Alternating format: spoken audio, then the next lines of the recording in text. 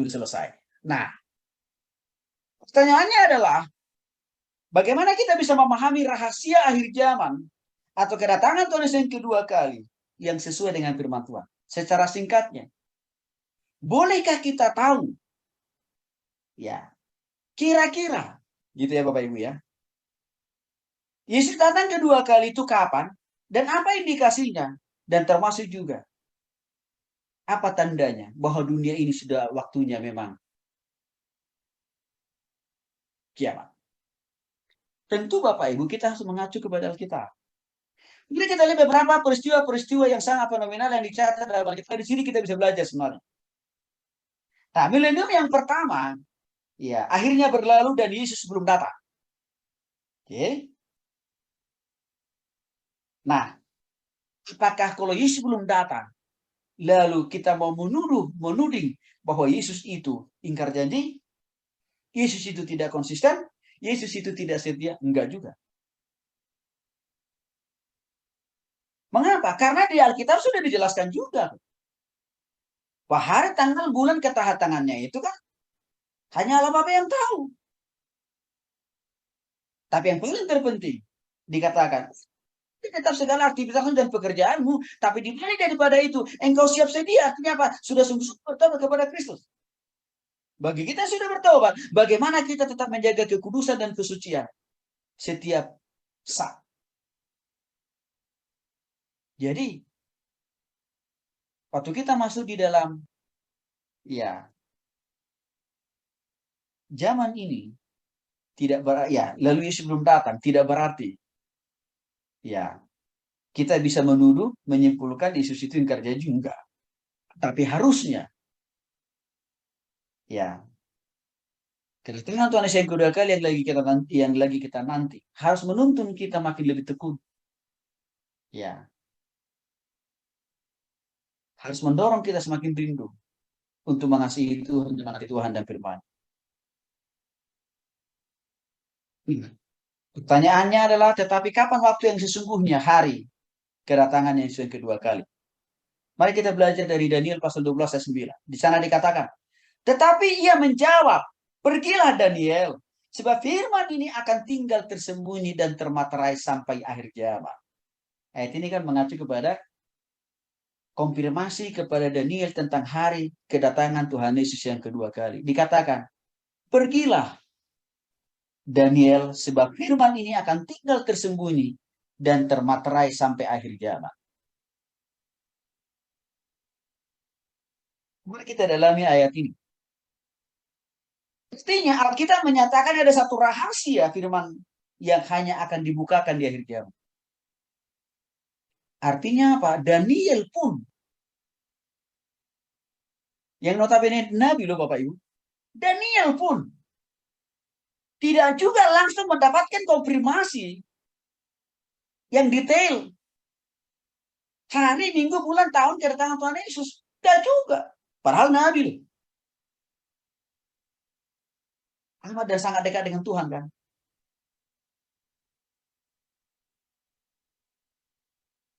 Dan itu kan sangat jelas terlihat di dalam Daniel pasal 14 ayat 4. Tetapi engkau Daniel sembunyikanlah segala firman itu dan materaikanlah kitab itu sampai pada akhir zaman. Karena ada banyak orang yang menyelidikinya dan pengetahuan akan makin bertambah. Artinya apa? Tuhan berpesan kepada Daniel, belum semuanya aku ungkapkan kepadamu. Tapi, ya, sembunyikanlah segala firman itu. Artinya apa? Sembunyikanlah segala firman itu. Renungkan di hati dan pikiranmu, kan kira-kira itu dalam pengertian bahasa yang lebih sederhana. Dan materaikanlah kitab itu sampai pada akhir zaman. Artinya apa? Ajarkan kepada semua orang tentang apa yang sudah saya sampaikan. Ya, sampai akhir zaman. Dan memang di sini juga sudah ada konfirmasi kepada dia. Banyak orang akan menyelidikinya. Tapi jelas Bapak Ibu ya, dikatakan di sini hanya akan ada banyak orang yang menyelidiki kan. Tapi Tuhan tidak memberikan otoritas. Orang yang menyelidiki itu, dia bisa menemukan, menetapkan hari, tanggal, bulan kedatangan Tuhan itu dan juga kiamat. Enggak loh. Hanya orang menyelidikinya. Jadi artinya apa? Kalau kita hanya sebatas mendalami firman Tuhan, mempelajari firman Tuhan, nggak salah. Nggak salah. Itu harus. Karena itu bagian daripada firman Tuhan yang mengatakan kepada kita harus semakin mendalami, menyelidiki, memahami, mengerti firman Tuhan. Kan?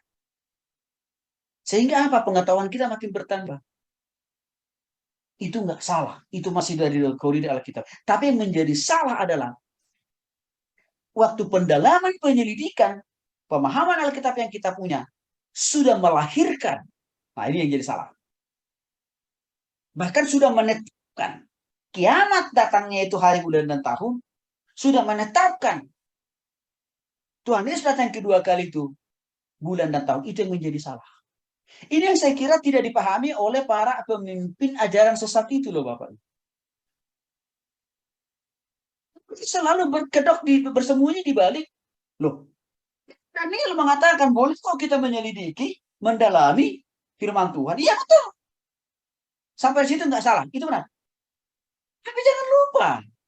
Hasil pendalaman Alkitab, hasil pembelajaran firman Tuhan. Tidak boleh melahirkan keputusan. Melahirkan ajaran palsu. Nggak boleh. Karena seringkali mereka katakan itu, loh kami kan menyelidik Alkitab. Itu alasan mereka bangun.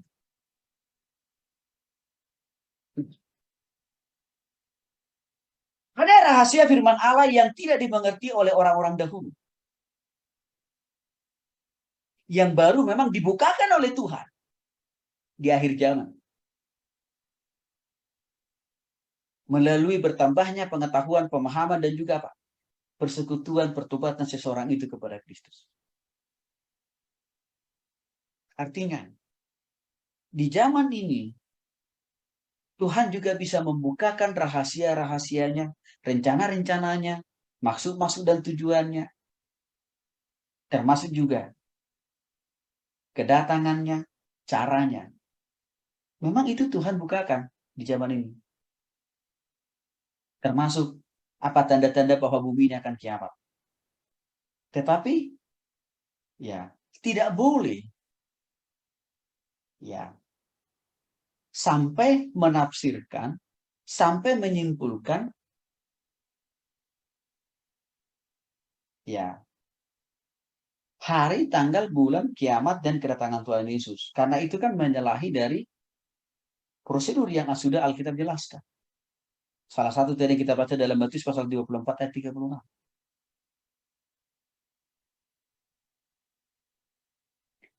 Jadi memang kita punya ruang dan kesempatan Bapak Ibu yang hidup di zaman akhir ini atau di akhir zaman ini untuk mendalami, mempelajari Alkitab dengan konsisten, dengan sungguh-sungguh.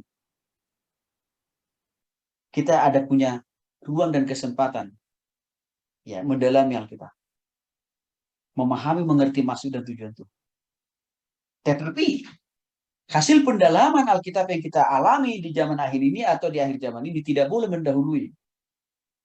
Tidak boleh melampaui dari apa yang sudah Tuhan tetapkan dalam Alkitab. Yang dilakukan oleh nabi-nabi palsu, Yesus palsu itu Bapak Ibu kan mendahului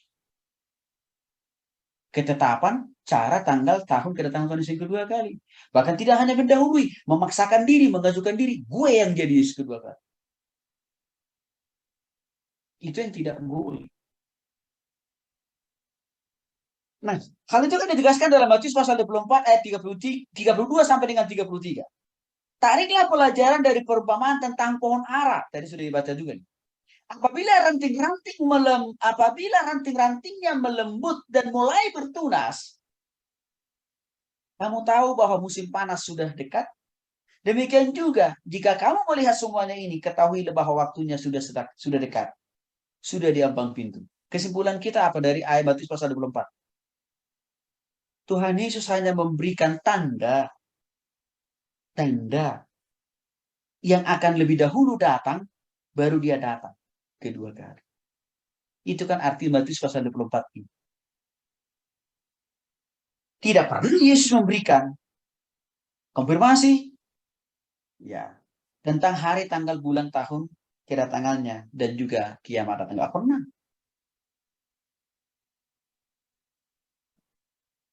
Ya. Nih, Bapak Ibu dikasih oleh Tuhan Yesus Kristus. Hal yang berikutnya yang perlu kita pahami adalah peristiwa kiamat tidak akan pernah terjadi tanpa adanya peringatan terlebih dahulu. Kedatangan Tuhan Yesus yang kedua kali tidak akan pernah terrealisir tanpa terlebih dahulu ada peringatan, ada warning. Mari kita belajar dari peristiwa. Alkitab menuliskan bahwa kedatangan Tuhan itu adalah seperti halnya pada zaman Nuh. Nah, ini kita catat Bapak Ibu. Kedatangan Tuhan Yesus yang kedua kali dikatakan yang lagi kita tunggu ini. Persis halnya seperti pada zaman Nuh. Emang bagaimana terjadinya air bah? Mari kita lihat. Dalam Ibrani pasal 11 ayat 7 dikatakan, karena iman maka Nuh dengan petunjuk Allah tentang sesuatu yang belum kelihatan, ya, dengan taat. Nuh maksudnya dengan taat, ya, mempersiapkan, ya,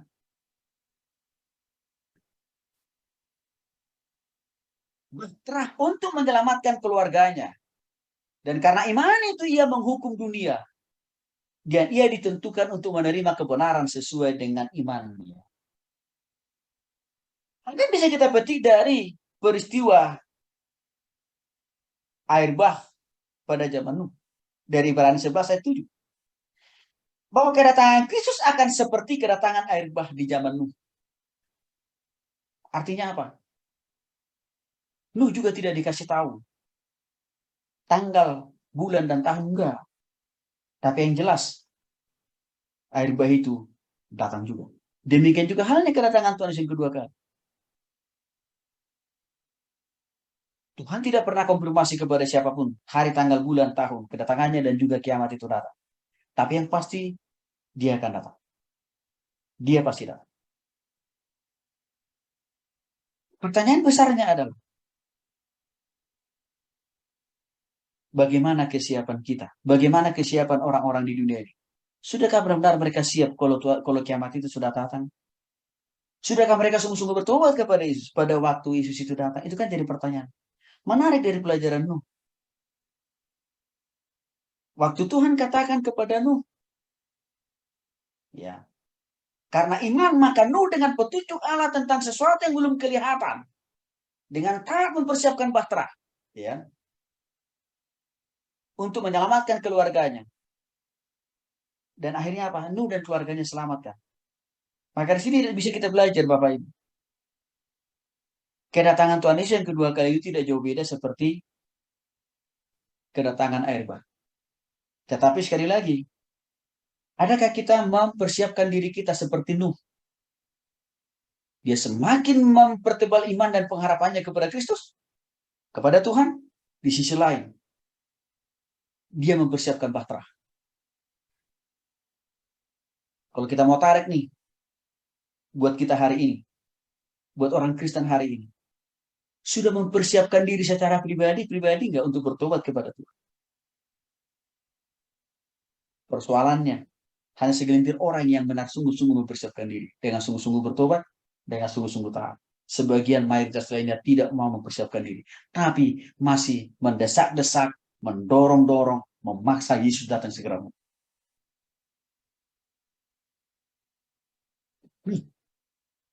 Dalam 2 Petrus 2:5 dikatakan, karena Nuh adalah seorang pemberita, artinya pengkhotbah. Ya. Lalu dia memberitakan firman itu, mengingatkan orang-orang di sekitarnya. Tapi apa yang terjadi, Bapak Ibu? Masyarakat di sekitarnya tidak pernah percaya dengan peringatan yang disampaikan oleh Nuh bahwa akan terjadi air bah. Mereka tetap cuek. Mereka tetap tidak peduli. Mereka tetap merasa tidak ada yang perlu dipersiapkan. Artinya mereka menganggap, ya sudahlah.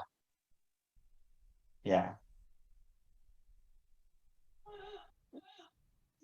Itu kan hanya informasi yang sampai kepada Nuh. Dan belum tentu juga teruji kebenarannya. Kan kira-kira itu yang dipahami oleh orang-orang di sekitar Nuh pada waktu itu.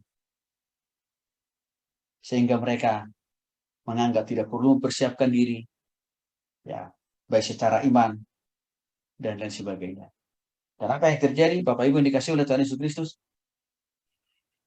mayoritas banyak orang yang meninggal dan binasa, hanya Nuh dan keluarganya yang tetap percaya kepada Tuhan. Saya kira ini adalah gambaran Bapak Ibu ya, di zaman ini. Artinya apa? Kita sudah mengkhotbahkan, mengajarkan, menyampaikan kepada semua orang. Ayo sungguh-sungguh bertobat kepada Yesus. Siapkan hidup kita menyongsong kedatangan Tuhan Yesus yang kedua kali dengan sungguh-sungguh tekun di dalam Tuhan.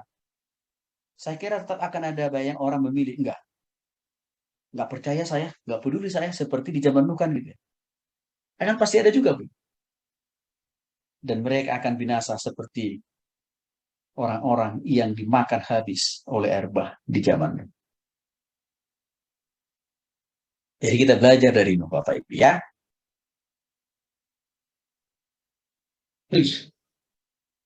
Dikasih oleh Tuhan Yesus Kristus,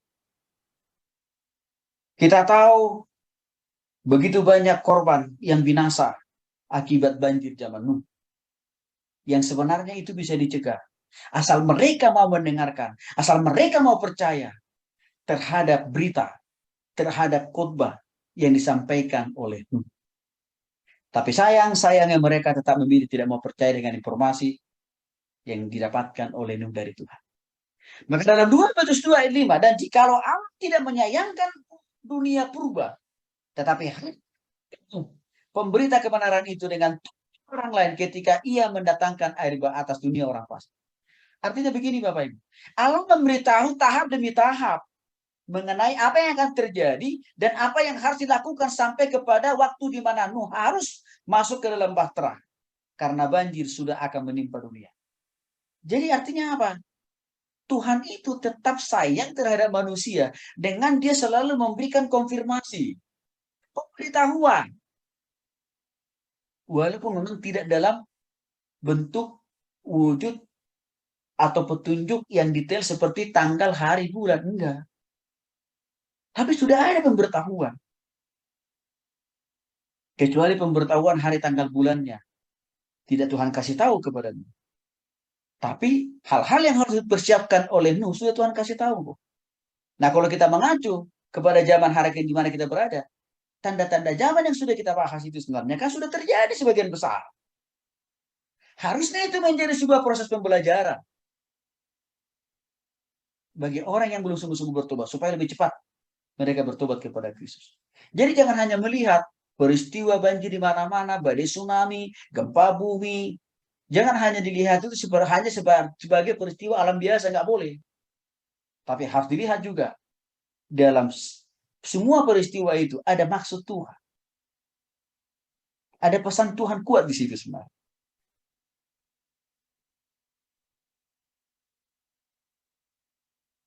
Nah, ini yang bisa kita belajar dari peristiwa Bapak Ibu.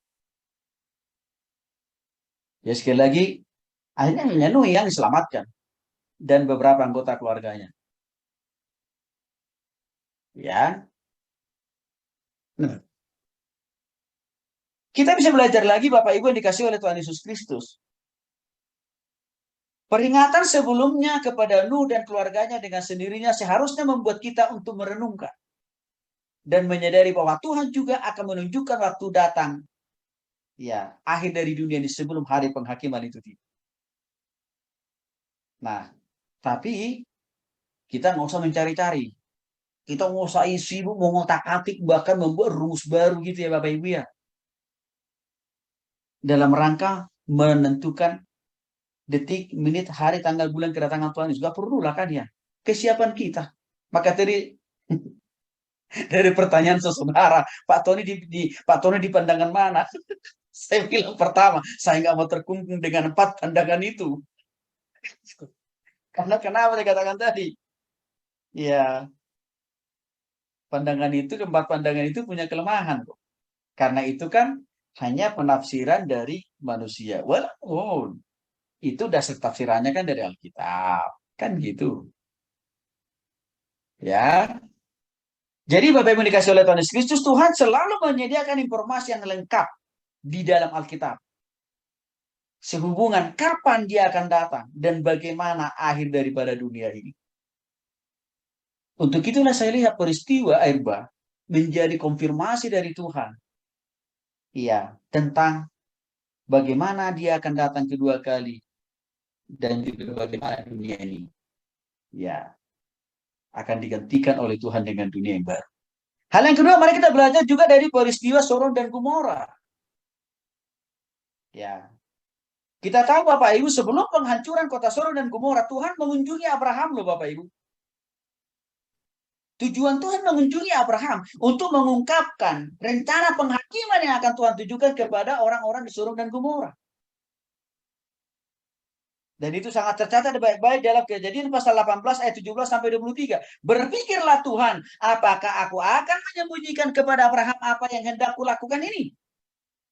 Sesudah itu berfirmanlah Tuhan, sesungguhnya banyak keluh kesah orang tentang Sodom dan Gomora, dan sesungguhnya sangat berat dosanya. Abraham datang mendekat dan berkata, apakah engkau akan melenyapkan orang benar bersama dengan orang fasik? Jadi di sini ada dialog yang luar biasa antara Tuhan dengan Abraham. Abraham bilang, Tuhan, di Sodom dan Gomora itu kan tidak semua orang fasik, tidak semua orang berdosa. Di sana masih ada juga orang benar. Siapa maksudnya Abraham? Saudaranya kan? Lot. Apakah Tuhan mau melenyapkan Lot juga? Kan ini diskusinya Abraham dengan Tuhan. Dan Tuhan itu tidak membabi buta loh Bapak Ibu. Artinya apa? Tetap Tuhan memilih, tetap Tuhan melihat, tetap Tuhan memisahkan Lot sebagai salah satu orang benar di kota Sodom dan Gomora. Jadi dari sini kita lihat Bapak Ibu dikasih oleh Tuhan Yesus, Allah tidak menyembunyikan kedatangannya yang kedua kali. Allah juga tidak menyembunyikan bagaimana dia menghancurkan Sodom dan Gomora kepada Abraham. Enggak. Sama halnya waktu Tuhan Yesus datang kedua kali ke dunia ini, tetap ada pemberitahuan dari Tuhan sebenarnya. Tapi nggak usah kita memburu pemberitahuan itu. Bila dengan cara Tuhan sendiri yang memberitahukannya kan kira-kira gitu. Dan kita juga nggak usah mengajukan diri sok udah mendapatkan konfirmasi itu nggak usah lah. Kita kembali kepada kisah pemusnahan Sodom dan Gomora. Setelah Tuhan memberikan informasi itu, menyampaikan informasi itu kepada Abraham, apa yang dilakukan oleh Abraham? Sekali lagi Allah tidak menyembunyikan rencananya dalam memusnahkan Sodom dan Gomora. Allah memberitahukan kepada Abraham. Tapi yang menarik, Abraham menyikapi apa yang disampaikan oleh Tuhan itu dengan cara apa? Abraham mulai berdoa siapa? Mohon kepada Tuhan. Supaya tetap ada pemisahan antara orang-orang fasik, orang-orang belum bertobat. Dengan juga ada penyelamatan untuk orang benar di Sodom dan Gomora. Tidak lain, tidak bukan. Itu adalah Lot dan anak-anaknya. Jadi Allah tidak mendatangkan kebinasaan pada satu tempat dengan cara apapun di mana orang-orang percaya akan turun binasa. Enggak. Jadi Tuhan itu punya multi cara. Ya. Memisahkan orang yang sudah bertobat dengan orang yang bertobat. Waktu dia datang kedua kali ke dunia. Tuhan itu punya cara.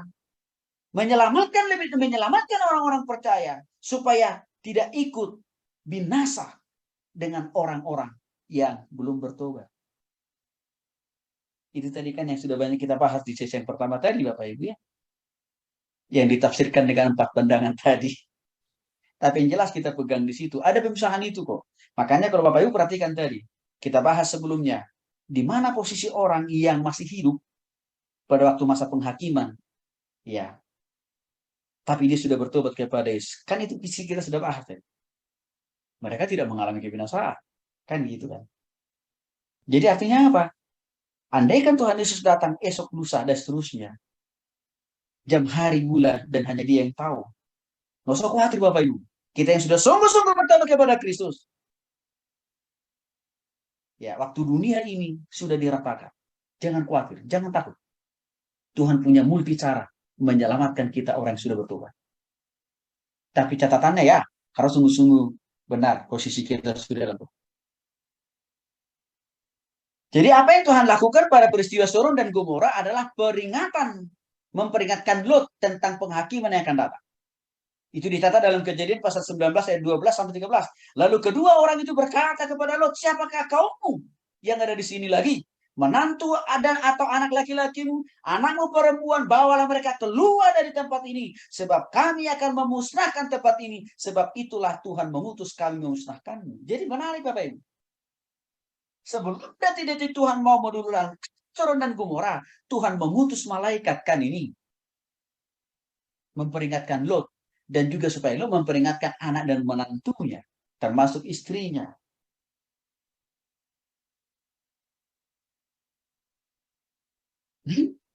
Apa hasil akhirnya? Karena Lot dengar dan percaya terhadap pesan yang disampaikan oleh malaikat itu. Dan beberapa anggota keluarganya lolos dari pemusnahan Sodom dan Gomora. Informasi yang disampaikan oleh malaikat itu kan bersumber dan berasal dari Tuhan kan Bapak Ibu.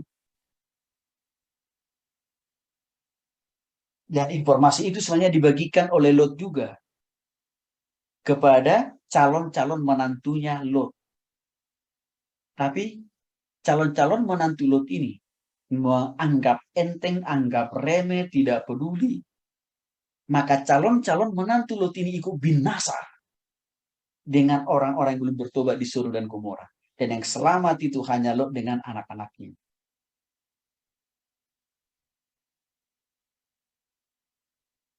Jadi Bapak Ibu dikasih oleh Tuhan Yesus, kalau kita mau hubungkan peristiwa pemusnahan Sodom dan Gomora tadi dengan kedatangan Tuhan Yesus yang kedua kali, ya, supaya ya sama persis seperti di zaman Lot. Dan itu dicatat dalam Lukas pasal 17 ayat 28 sampai 30 kan. Demikian juga seperti yang terjadi pada zaman Lot. Nah, ini Bapak Ibu ya. Mereka makan dan minum, mereka membeli dan menjual, mereka menanam dan membangun. Artinya apa? Orang-orang di Sodom dan Gomora itu kan lagi sedang sibuk-sibuknya melakukan aktivitas. Ya, ada yang sedang makan, ada yang sedang minum, ada yang sedang membeli kebutuhannya, ada yang sedang juga buka warung kan kira-kira begitu ya. Ada yang sedang ngantor, ada yang sedang melakukan usaha pekerjaan dan bisnisnya. Ada yang sedang menanam, ini mungkin petani kan. Tukang ada yang sedang membangun. Artinya apa? Bapak Ibu dikasih oleh Tuhan Kristus. Kedatangan terus yang kedua kali sebenarnya. Iya, itu pas kita semuanya dalam keadaan hiruk-pikuk dengan segala aktivitas kita masing-masing. Karena itu yang terjadi pada waktu pemusnahan Sodom dan Gomora. Waktu manusia-manusia di Sodom dan Gomora sibuk dengan segala aktivitasnya, sibuk dengan segala kegiatannya, sibuk dengan segala pekerjaan, tanggung jawabnya, usahanya, pekerjaannya, dan juga pertaniannya. Ya, Lot langsung dipesankan oleh Tuhan, Lot langsung disingkirkan oleh Tuhan, Lot langsung dipisahkan oleh Tuhan. Dikatakan, tetapi pada hari Lot pergi keluar dari Sodom, turunlah hujan, belerang dari langit dan membinasakan mereka semuanya. Demikian juga halnya kelak pada hari di mana anak manusia menyatakan diri. Artinya Bapak Ibu, orang yang sudah sungguh-sungguh percaya kepada Yesus seperti Lot dan Abraham.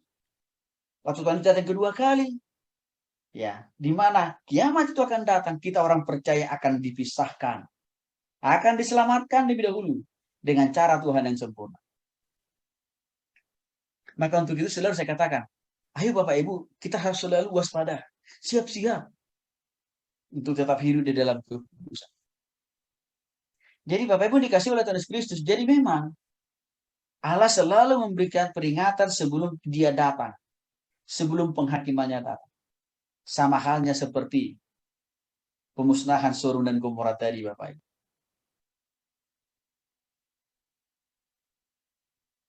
Jadi sama.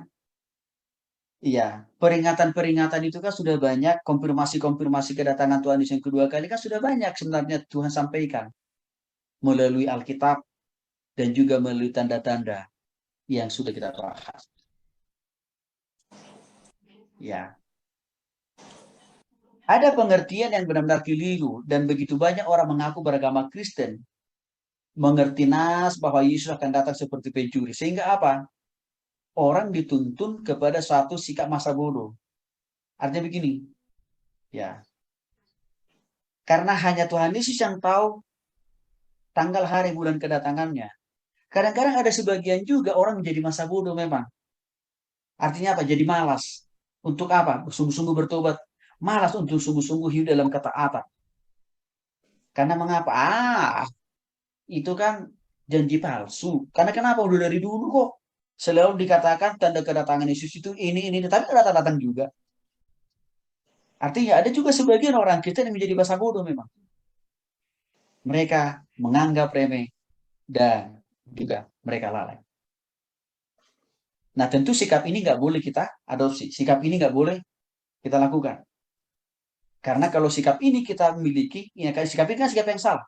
Ini menandakan ya bahwa kita tidak percaya, bahwa kita tidak yakin apa yang sudah Tuhan firmankan.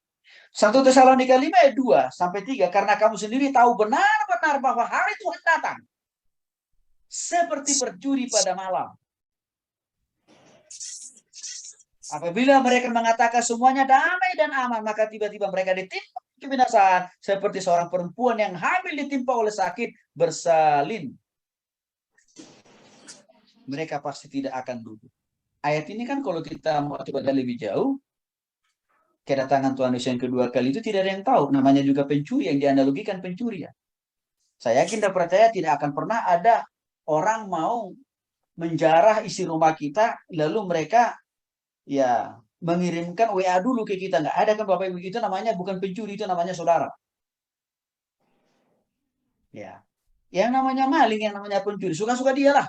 Mau datang pagi, siang, malam, subuh, esok, lusa, terserah dia lah. Orang dia mau mencuri kok. Artinya apa kedatangan Tuhan yang kedua kali? Ya tergantung Tuhan. Itu kan kira-kira maksudnya di sini kan Bapak Ibu. Dalam bahasa yang sederhana, ya suka-sukanya Tuhan lah.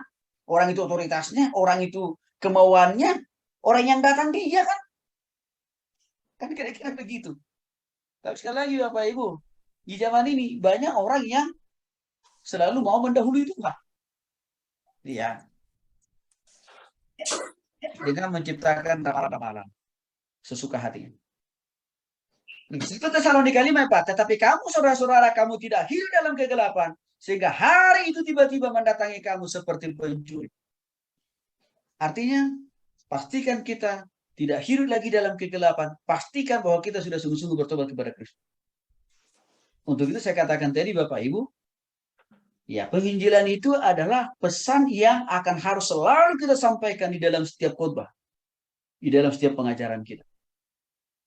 Karena itu menjadi ya tanda kesiapan. Ya, kapan, di mana, dan bagaimanapun Tuhan Yesus itu datang kedua kali. Jadi Bapak Ibu, jangan kita mengabaikan tanda-tanda yang sudah kita bahas minggu lalu. Karena tanda-tanda itu adalah konfirmasi, tanda-tanda itu adalah pemberitahuan konkret dan real bahwa memang Tuhan Yesus itu, iya, pasti datang. Maka untuk itu dalam Markus pasal 13 ayat 37, apa yang kukatakan kepada kamu, kukatakan kepada semua orang, berjaga-jagalah. Ya, berjaga-jagalah, siap sedialah.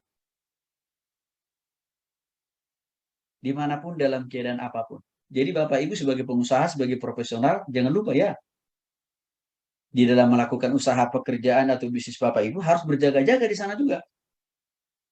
Artinya apa? Pastikan kita setiap waktu, setiap saat hidup di dalam ketaatan, hidup di dalam kekudusan. Dan yang lebih penting daripada itu adalah pertobatan kita kepada Kristus harus sungguh-sungguh benar-benar, Bapak Ibu. Kita juga bisa belajar dari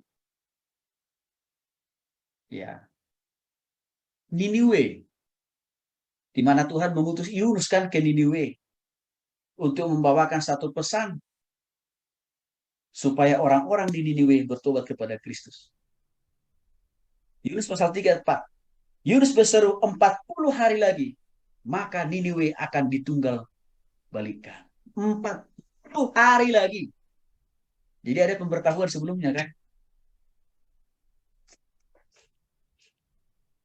Nah, kalau kita mau telusuri lebih lanjut, pesan yang didapatkan oleh Yunus yang juga disampaikan kepada orang-orang di Niniwe, ya, ini berisi dua pesan yang amat dan sangat penting. Satu, ada waktunya 40 hari lagi, dan juga penghakiman, yaitu apa, akan ditunggang balikan. Lagi-lagi, ini memberikan sebuah pemahaman, pesan-pesan Tuhan itu, ya, akan apa yang akan terjadi, ya, sebelum dia datang selalu ada sebenarnya. Ya, untuk itulah sebenarnya Tuhan mengutus apa? Yunus. Walaupun Yunus itu sempat ngeyel kan, nggak mau dia. Kan, karena dia bilang, Tuhan, kalau saya pun pergi mengingatkan mereka, pasti mereka nggak percaya kan, kira-kira begitu. Udah lebih aja mereka binasa kan, kira-kira begitu. Kadang-kadang kita juga sebagai hamba Tuhan bisa berpikir seperti Yunus loh di zaman ini, Bapak Ibu. Udahlah Tuhan, ngapain saya bertahan ini kepada mereka? Pasti juga nggak bertobat mereka, kan kira-kira begitu ya Bapak Ibu ya. Tapi saya berharap ya jangan kita ya mengambil sikap yang negatif dari Yunus ini ya. Karena kenapa? Karena kalau kita lihat Yunus pun dipaksa oleh Tuhan untuk kembali pergi ke Niniwe memberitakan Injil. Walaupun berusaha dengan sekuat tenaga lain dari panggilan itu, Tuhan tetap arahkan, enggak, kamu harus pergi. Walaupun dengan cara yang luar biasa, dia harus diinapkan 3 hari 3 malam dalam perut ikan ya Bapak Ibu ya. Jadi begini Bapak Ibu, kita sebagai hamba Tuhan kita tidak boleh bosan-bosannya ya. Sebagai orang percaya tidak boleh bosan-bosannya juga memberitakan Injil kepada orang di sekitar kita. Walaupun mungkin orang itu sudah berkali-kali kita sampaikan Injil, gak mau tobat-tobat, gak mau berubah-berubah. Saya selalu punya keyakinan begini, selagi kita dikasih hidup oleh Tuhan di dunia ini, itu adalah limit waktu yang masih Tuhan mau kita harus bertakan ini. Selagi orang-orang di sekitar kita masih ada yang hidup di muka bumi ini, itu berarti target penginjilan kita masih cukup banyak. Jadi jangan kita jemu-jemu, jangan bosan-bosannya memberitakan Injil Bapak Ibu. Jangan. Walaupun mungkin kita menganggap orang ini nggak makin tobat, tapi makin kumat. Yang menobatkan itu kan bukan keputusan kita, bukan otoritas kita, itu karya pekerjaan Roh Kudus. Tapi yang penting tugas kita lakukan, pergi beritakan Injil. Nah, dengan keadaan terpaksa, setelah Yunus diinapkan 3 hari 3 malam di perut ikan, akhirnya Nuh pun pergi. Kenapa hasilnya Bapak Ibu? Ada orang-orang di Niniwe yang bertobat dan percaya kan? Dan salah satu yang membuat Yunus memang agak jengkel terhadap orang-orang di Niniwe itu Bapak Ibu, karena Yunus itu bukan ya orang Syria yang sama seperti orang Niniwe gitu. Jadi artinya dia bikin, biarin aja, mau mati kayak mereka, mau binasa kayak mereka, kan kira-kira begitu ya.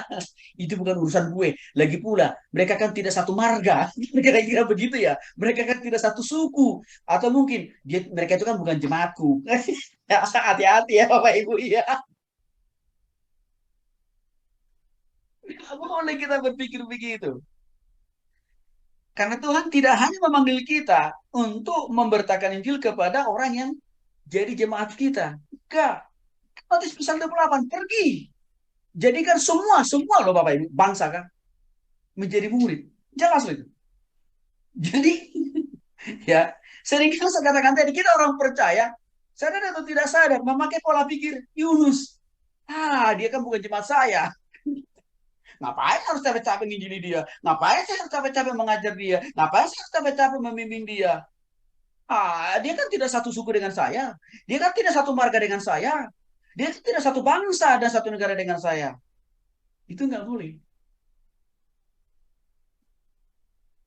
Bapak Ibu, sering saya diminta melayani. Ya, orang-orang yang sama sekali tidak ada sangkut pautnya dengan gereja di mana saya melayani. Sering. Bahkan lebih banyak Tuhan mengutus saya kepada orang-orang yang tidak ada sangkut pautnya dengan gereja di mana saya melayani, ya, di mana Tuhan bilang kau harus pergi beritakan Injil kepada mereka. Bapak Ibu, kalau itu, dan itu bukan hanya sekedar mereka dekat dengan saya, enggak. Artinya apa? Kadang-kadang mereka di luar Bandung loh Bapak Ibu. Tuhan bilang pergi. Apa artinya? Implikasinya kan waktu. Apalagi tenaga. Apalagi uang bensin kan Bapak Ibu. Misalkan kalau orang yang di Jakarta, saya di Bandung. Uang tol berapa Bapak Ibu bisa hitung tuh pulang pergi. Oke, apalagi uang bensin. Komplit 500.000 habis. Tapi Tuhan bilang, kamu harus pergi. Beritakan Injil kepada dia. Bapak Ibu, saya tidak pernah hitung-hitungan. Saya dapat amplop atau tidak dari orang itu. Tapi yang saya tahu, yang saya yakini, kalau Tuhan masih kasih saya napas, kalau Tuhan saya masih kasih saya uang bensin, walaupun itu pakai uang saya pergi loh Bapak Ibu. Hanya untuk beritakan Injil. Padahal bukan jemaat saya.